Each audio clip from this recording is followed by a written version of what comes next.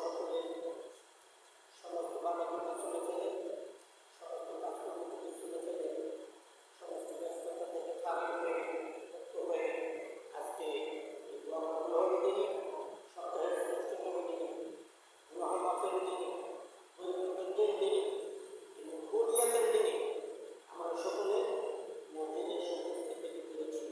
এজন্য সকলের সঙ্গে সম্মানিত হাজিরিন, আমরা সকলে সুস্থ অবস্থায় মসজিদে উপস্থিত হতে পেরেছি, এজন্য আমারও সম্মানিত হাজিরিন, আজকে জনাব ইকবাল মরহুম সার্সিনা হোসেন জামাতা মাওলানা সৈয়দ মোহাম্মদ আব্দুল কাদের সাহেব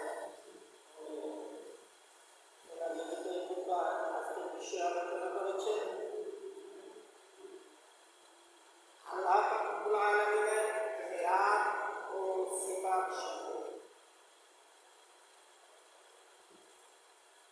সিফাত অর্থ গুণ এ সম্পর্কে আলোচনা করেছে। আমি আপনাদের সম্মুখে কুরআন ও হাদিসের উল্লেখ তুলে ধরে আল্লাহ রাব্বুল আলামিনের জ্ঞান ও সিফাত সম্পর্কে একটি কথা আলোচনা করার জন্য চেষ্টা করব ইনশাআল্লাহ। মহান আল্লাহ রাব্বুল ইজ্জত আমাকে দান করুন, এই জন্য সকলের দান।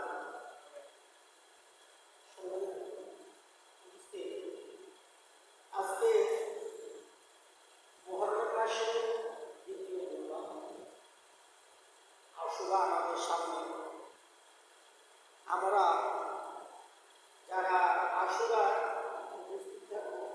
রোজা রাখবো, চেষ্টা করব আমরা আশুরা রোজা রাখার জন্য, আর রোজাটা যেন আমাদের আগামী দিন শনিবার এবং শনিবার এবং রবিবার যারা রোজা রাখবো তারা এই 2 দিন আমরা রোজা রাখার চেষ্টা করব। আর যারা রোজা রাখতে পারবে না তাদের কোনো অসুবিধা নেই, তবে এই রোজাটা রাখা সুন্নাত।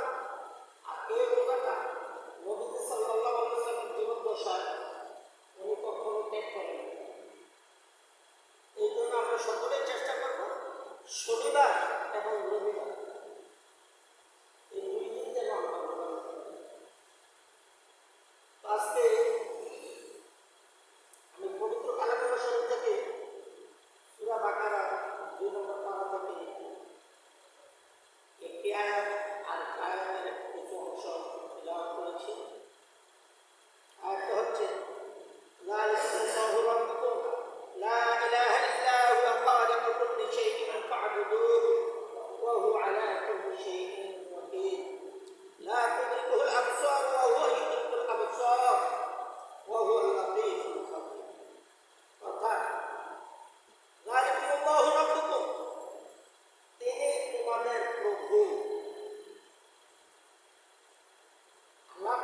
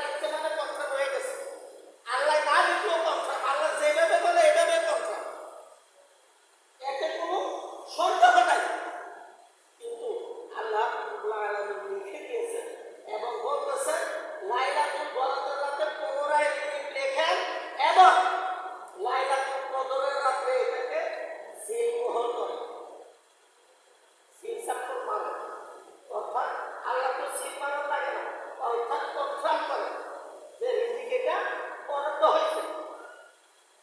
কিন্তু আমাদের চাওয়ার এবং পাওয়ার রাত্রি লাইলাতুল বরাদ্দের রাত্রি, আর লাইলাতুল কদরের রাত্রি আমাদের দোয়ার রাত্রি। কিন্তু আমরা আছি কোথায়? আমাদেরকে চাইতে বলা হয়েছে। আল্লাহ রাব্বুল আলামিন প্রতি রাতের শেষ বারে প্রথম আসমানে, কোনো কোনো কিতাবে লেখছে চতুর্থ আসমানে আইসা আমাদেরকে ডাকে, ও আমার বান্দাগণ, তোমাদের কি চাহিদা আছে আমার কাছে বলো, আমি তোমাদের সমস্ত চাহিদা পূরণ করব। কার সন্তান প্রয়োজন আমাকে বলো, আমি সন্তান দেব। কার অভাব আছে আমাকে বলো, আমি অভাব দূর করে দেব। কে ঋণগ্রস্ত আছো আমাকে বলো, আমি তোমার ঋণ পরিশোধের ব্যবস্থা করে দেব। কার কোথায় কি মুশকিল আছে আমাকে বলো, আমি আহসান করে দেব। সমস্ত মুশকিলকে আহসান করে দেব। আল্লাহ রাব্বুল আলামিন প্রতি রাতের শেষ ভাগে সুবহ সাদিকের পূর্ব মুহূর্তে আমাদেরকে ডাকতেছে। কিন্তু আমরা তখন থাকি বিভোর ঘুমে। আমরা তখন ঘুমে থাকি। আমাদের উচিত তখন আল্লাহর ডাকে সাড়া দেওয়া। বিশেষ করে এই যে নামাজ, পাঁচ ওয়াক্ত নামাজ আমাদেরকে সঠিকভাবে আদায় করা। তিনি সকল বিষয়ে নিগাহবান, সকল বিষয়ে ক্ষমতাবান, সকল বিষয়ের উপর ক্ষমতা রাখেন, নজরদারি করেন। পার্থিব চক্ষু তাহাকে ধরিতে পারে না। পার্থিব যে চক্ষু, এই চক্ষু, সমস্ত চক্ষু তাহাকে ধরিতে পারে না, দেখিতে পায় না। বরং তিনি সকল চক্ষুষ্মান জিনিসকে দেখিতে ও বুঝিতে পারেন। অর্থাৎ তাহার চক্ষের আড়ালে কোনো কিছুই নেই। আপনার আমার মনে মনে কি চিন্তা করিতেছি তাও তিনি দেখেন। পানির নিচে ডুব দিয়ে কি করতেছি তাও তিনি দেখেন। অন্ধকার প্রকোষ্ঠের ভিতরে কি করিতেছি তাও তিনি দেখেন। সীসা দ্বারা কোনো রুম যদি তৈরি করা হয় ওইখানেও তিনি দেখেন। তাহার চোখের আড়ালে কোনো কিছুই সম্ভব নয়। তিনি সব জায়গায় সব কিছুই দেখেন এবং সব কিছুর উপরে তিনি বিরাজমান, কানবান। তিনি মহাপবিত্র ও মহাবিজ্ঞ। আমরা জিকির করে থাকি সুবহানাল্লাহ, আমরা এই জিকিরটা অনেকে করে থাকি।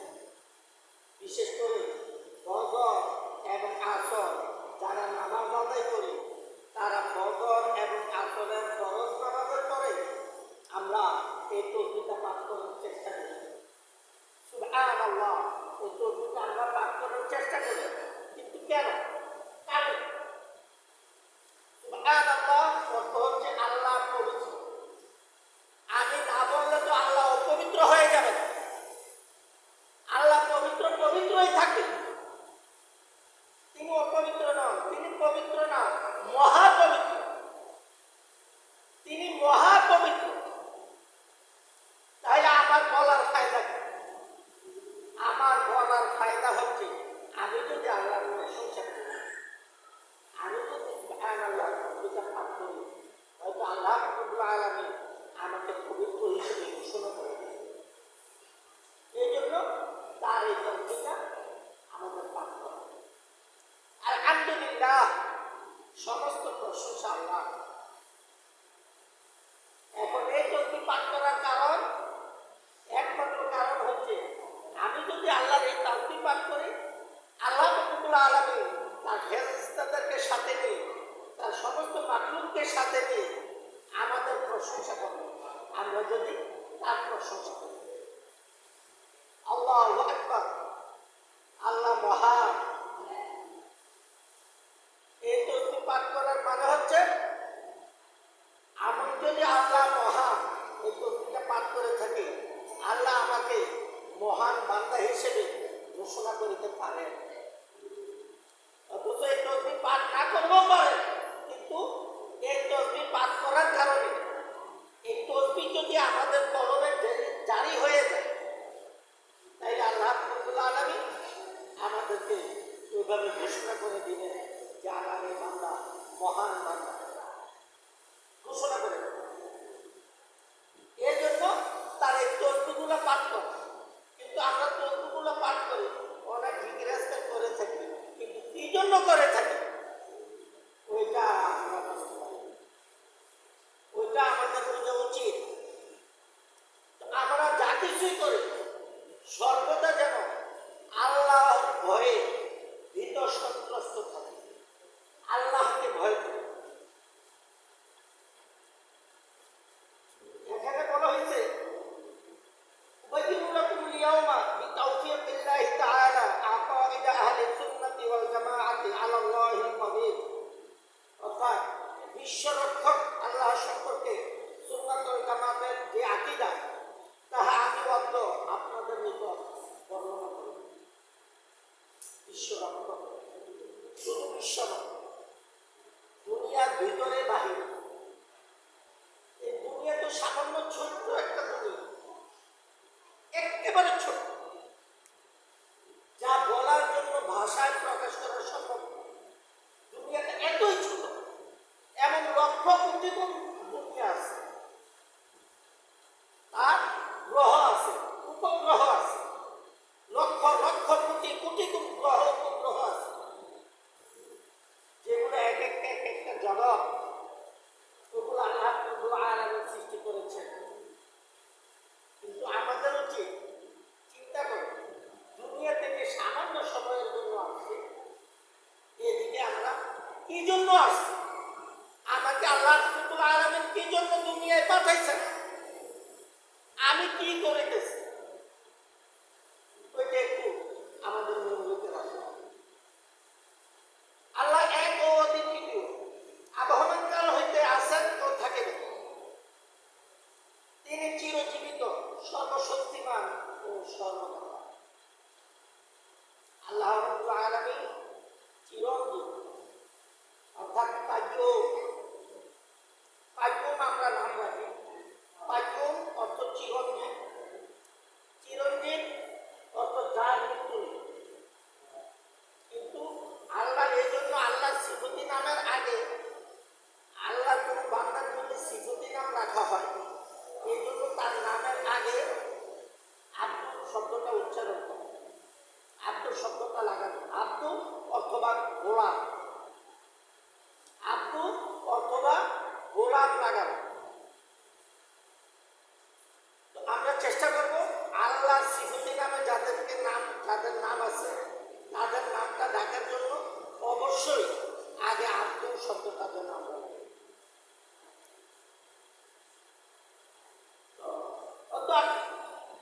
তিনি চিরঞ্জীব, চিরজীবিত, সর্বশক্তিমান ও সর্বদা। তাহার চাইতে বড় শক্তিশালী আর কে হইনি, তাহার চাইতে বড় জ্ঞানী আর কে হইনি। তিনি সবচেয়ে বড় জ্ঞানী, আর অহংকার একমাত্র তার জন্য, অহংকার একমাত্র আল্লাহর জন্য। অহংকার মানুষের জন্য নয়, অহংকার মানুষের শোভা পায় না। নবীজি সাল্লাল্লাহু আলাইহি ওয়াসাল্লাম বলেছেন, কাহার ভিতরে যদি তিল পরিমাণ ঈমান থাকে, সে কখনো জাহান্নামের আগুনে জ্বলবে না। হাদিস। আবার নবীজি সাল্লাল্লাহু আলাইহি ওয়াসাল্লাম এটাও বলেছেন, কাহার ভিতরে যদি তিল পরিমাণ অহংকার থাকে, সে কখনো জান্নাতে যেতে পারবে না। এটাও হাদিস। এখন বলবেন, হুজুর আমার তো অহংকারও আছে, ঈমানও আছে। না, দুইটা এক পাত্রে সম্ভব না। এক পাত্রে দুইটা রাখা সম্ভব না। যেটা শক্তিধর, এটা দুর্বলটাকে নষ্ট করে দিবে। আপনার ভিতরে যদি ঈমান বেশি থাকে, তাহলে আপনার অহংকারটাকে নষ্ট করে দিবে। আর যদি অহংকার বেশি থাকে, আপনার ইমানটাকে নষ্ট করে দেবে। আপনার শরীরে যদি ইমান থাকে, ইমানটা অহংকার থাকে, আগুন যেভাবে কাঠকে পুড়িয়ে ছাই করে দেয়, এভাবে অহংকারটাকে পুড়িয়ে ছাই করে দেয়। যদি আপনার ইমান মজবুত থাকে, ইমান শক্তিশালী হয়, হুজুর আমি নামাজ পড়ি না, আমার ইমান তো ঠিক আছে। আপনার নামাজ না পড়লে ইমান ঠিক থাকবে কি দিয়ে? ইমান ঠিক থাকার পূর্ব শর্ত হচ্ছে আপনার নামাজ। আপনি ইমান আনতে পারেন কালিমা পাঠ করে, কিন্তু ইমানটা আনা সহজ, ইমানটা রাখা কঠিন। মাছ একটা পানির নিচে ধরা সহজ, কিন্তু এই মাছটা হাতে ধইরা পানির উপর পর্যন্ত উঠানোটা কঠিন।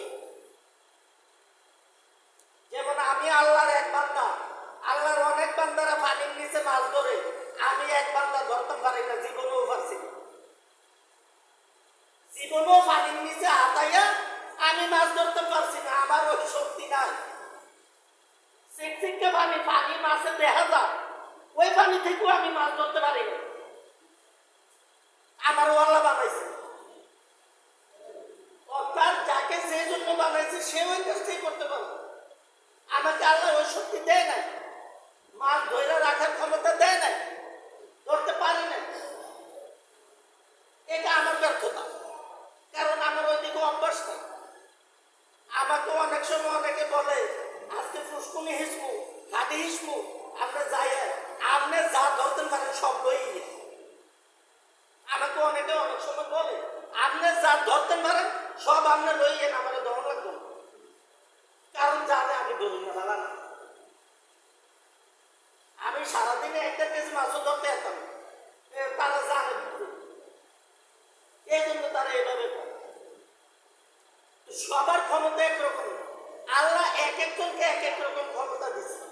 এক দিক দিয়ে দুর্বল করে দিলে আরেক দিক দিয়ে আল্লাহ ক্ষমতা দিয়ে দিচ্ছে। আল্লাহ এমন একজন যাকে ভাগ করা সম্ভব না, যার কোনো ব্যাস নেই, কোনো পরিধি নেই, যার কোনো আকার নেই, যিনি পূর্বে ছিলেন, বর্তমানে আছেন, ভবিষ্যতেও থাকবেন। আল্লাহর সৃষ্টি সমস্ত মাখলুককে মৃত্যুবরণ করতে হবে, কিন্তু সর্বশেষ কিয়ামতের পরেও সর্বশেষ ফেরেশতাদেরকে মৃত্যুবরণ করতে হবে। সর্বশেষ ফেরেশতাদেরকে মৃত্যুবরণ করার পরে সর্বশেষ 4 জন ফেরেশতাকে হত্যা করা হবে, আজরাইল হত্যা করবে, তাদের রূহ কবজ করবে 3 জন ফেরেশতা, জিবরাইল, মিকাইল, ইসরাফিল। সর্বশেষ আল্লাহ পাক রব্বুল আলামিনকে আজরাইল করবেন যে আল্লাহ একমাত্র আমি আছি আর তুমি আছো, তুমি তো কাইয়ুম চিরঞ্জীব, তোমার মৃত্যু নেই, আর আমি আজরাইল আছি। তখন আল্লাহ পাক রব্বুল আলামিন বলবেন তুমি নিজেকে নিজে হত্যা করো, নিজের রূহটা নিজে কবজ করো। তখন যদি দুনিয়া থাকতো, তখন আজরাইলের যে চিৎকার, যে আহাজারি, যে রোনাজারি, এই চিৎকারে, এই আহাজারিতে দুনিয়াটা আরেকবার কিয়ামত হয়ে যেত। তখন আজরাইল বলবে আল্লাহ রূহটা কবজ করলে যে এত কষ্ট, এটা যদি আমি আজরাইল আগে জানতাম, তাহলে আমার আজরাইল কবজ করার, রূহ কবজ করার দায়িত্বটা আমি কখনো নিতাম না, আমি কখনো এই দায়িত্বটা নিতাম না। আল্লাহ রাব্বুল আলামিন ব্যতীত সকলকেই মৃত্যুবরণ করতে হবে, সকলকেই পুনরায় জীবিত করা হবে। পুনরায় জীবিত করার পরে ফেরেশতারা তো বেহেশতি বান্দা, বেহেশতি, তারা বেহেশতে যাবে। মানুষ এবং জিন জাতি হিসাব নিকাশের পরে কাহারও দুজন, কাহারও বেহেশত। আর বাকি যে প্রাণীরা আছে, ওই সমস্ত প্রাণীদেরকে সূরা নাবার শেষ আয়াতে বলা হয়েছে কুনতু তুরাবা, তাদের সমস্তকে মাটির সাথে মিশিয়ে দেওয়া। তো আমরা যা করি, আমরা আমাদের চেষ্টা করব দৈনন্দিন 5 ওয়াক্ত নামাজ আমরা সঠিকভাবে আদায় করার জন্য। আল্লাহ রব্বুল আলামিন আমাদেরকে সেই তৌফিক দান করুন। এই জন্য সকলে বলি আমিন। ওয়া আখিরু দাওয়ানা আনিল হামদুলিল্লাহি রাব্বিল আলামিন।